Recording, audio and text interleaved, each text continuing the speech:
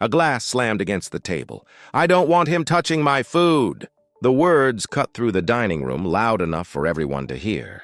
Heads turned, whispers spread, and the tension thickened. A wealthy guest sat back smugly, pointing at the young black waiter standing frozen in place.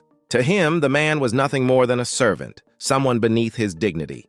But what he didn't know was that in less than 10 minutes, the waiter he just humiliated would reveal himself as the owner and the chef of the very hotel he thought he controlled. Have you ever been dismissed by someone who had no idea who you really were? Tell us in the comments. Before we begin, hit subscribe. It's appreciated. It was a quiet evening inside one of the city's most elegant hotels. The chandeliers glowed softly, the tables dressed in white linen, the scent of freshly baked bread floating from the kitchen. Guests arrived in pressed suits and glittering gowns, expecting luxury, expecting perfection. And for the man at the center of it all, perfection wasn't just a goal, it was personal. Marcus had built this place from the ground up. Years of sweat, rejection, and endless nights had gone into turning his dream into reality. He wasn't just the head chef, he was the owner. Yet, unlike most owners, Marcus stayed on the floor, serving guests, checking in, making sure everything felt right. To him, respect meant being present, not hidden away in some office. But there was something about Marcus that some people never saw past. His skin. No matter his education, his wealth, or his success, he was still treated by some as though he didn't belong in the very halls he created. He knew it, but he carried himself with quiet dignity, refusing to let ignorance strip away his pride. On this particular night, the hotel was buzzing. A group of out-of-town executives had checked in, wealthy clients whose opinions could influence future business. Among them was a man whose arrogance filled every room he entered. To him, people were either useful or invisible. He expected to be catered to, never questioned, never denied. Marcus approached his table with the same warmth he gave every guest, unaware of the storm about to unfold. The man's eyes narrowed the moment he saw who was serving him. His smirk hinted at trouble, his tone sharp, dismissive. What started as a simple dinner was about to spiral into something no one in that dining room would forget. What would you do if someone tried to humiliate you in a place you worked so hard to build? The tension began almost immediately.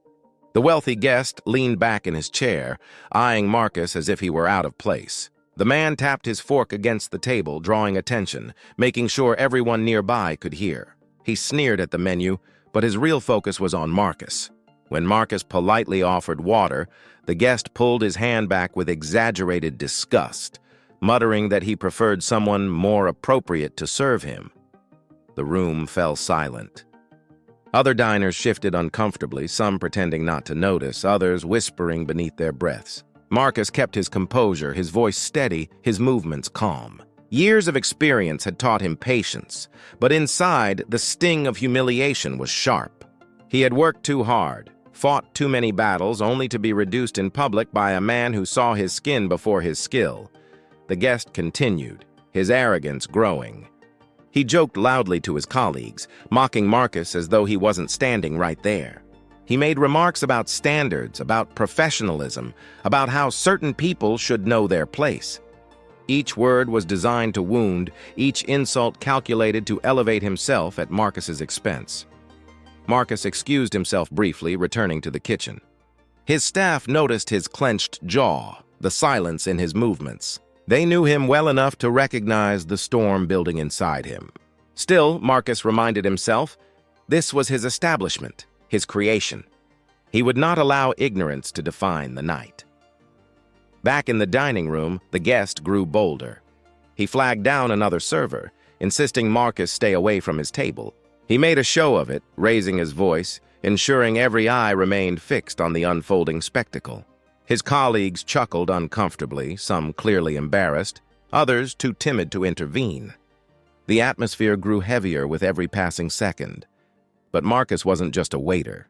He wasn't just a face to serve meals and fade into the background. He was the reason the hotel existed at all, the reason that guests even had a seat at that table. And soon, the truth would surface. The first course arrived, prepared to perfection. The guest picked at it dismissively, rolling his eyes, muttering complaints about seasoning. He demanded to speak with the chef, loudly proclaiming that he wanted the real professional, not someone like Marcus. The irony went unnoticed by him, but not by the others watching. The tension now was palpable, as if the whole room was waiting for the curtain to drop, for the truth to be revealed. Marcus stepped forward again, this time not as the silent server, but as the man who built every inch of what surrounded them. The shift was coming, inevitable and unstoppable. And when the guest demanded to meet the chef, he had no idea just how small his arrogance was about to make him look. The guest's voice boomed across the dining hall, dripping with entitlement. "Bring me the chef. I want to know who's responsible for this disappointment." His fork clattered against the plate, and his colleagues sat frozen, torn between discomfort and fear of contradicting him. The room hushed, eyes darting between Marcus and the arrogant man. Slowly, Marcus set down the tray he had been carrying. His footsteps were measured, steady as he crossed the floor, not as a servant, but as someone stepping into his rightful place. Every gaze followed him, the silence pressing heavier with each step. He stopped at the edge of the table. For a moment, he simply stood there, letting the guest stew in his smugness. Then Marcus spoke, his voice calm yet unshakable. He didn't need to shout. He didn't need to defend. All he did was reveal the truth. That he wasn't just the man serving the water, but the chef who created the meal. And the owner of the very hotel the guest thought he controlled with his money. The words hit like a thunderclap. Gasps rippled through the dining room. Some guests covered their mouths in disbelief. Others stared at the arrogant man, waiting to see how he would respond now that the waiter he dismissed was actually the man who signed the checks, who built the empire they all admired. The guest's smirk faltered. His face flushed crimson, his arrogance crumbling in front of everyone. For the first time all evening, he had no words. His colleagues shifted uncomfortably, clearly ashamed, some even casting apologetic glances at Marcus. The power balance had shifted in an instant, but Marcus didn't gloat. He didn't raise his voice. He simply stood tall, his presence commanding respect, proving that dignity doesn't need to be shouted. It only needs to be revealed. In that moment, the entire room realized the weight of what had just unfolded. If you were standing in Marcus's shoes, would you confront the man with pride, or would you walk away in silence, knowing the truth already spoke louder than any insult ever could? The dining room never felt so quiet. The arrogant guest, moments ago towering in confidence, now shrank beneath the weight of his own ignorance. He fumbled with his napkin, his hands trembling, searching for words that refused to come. His colleagues avoided his eyes, ashamed to be seated beside him. The humiliation he had tried to inflict on Marcus had returned to him tenfold. Marcus, however, didn't linger on the man's embarrassment.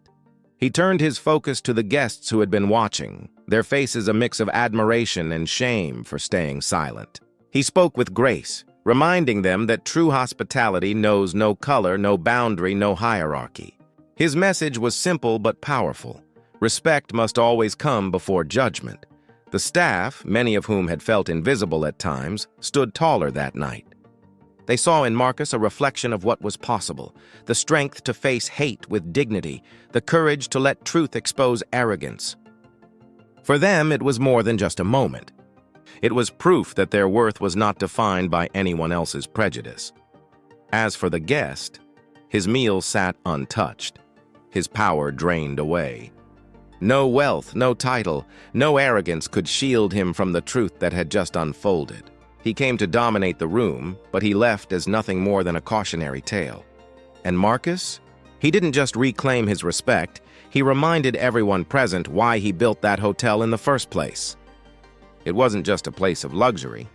It was a place where dignity would never be denied, no matter who walked through its doors.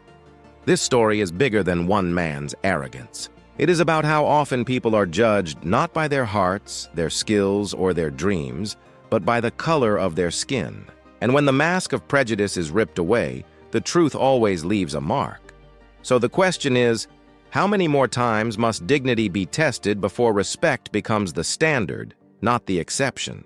Tell us your thoughts in the comments.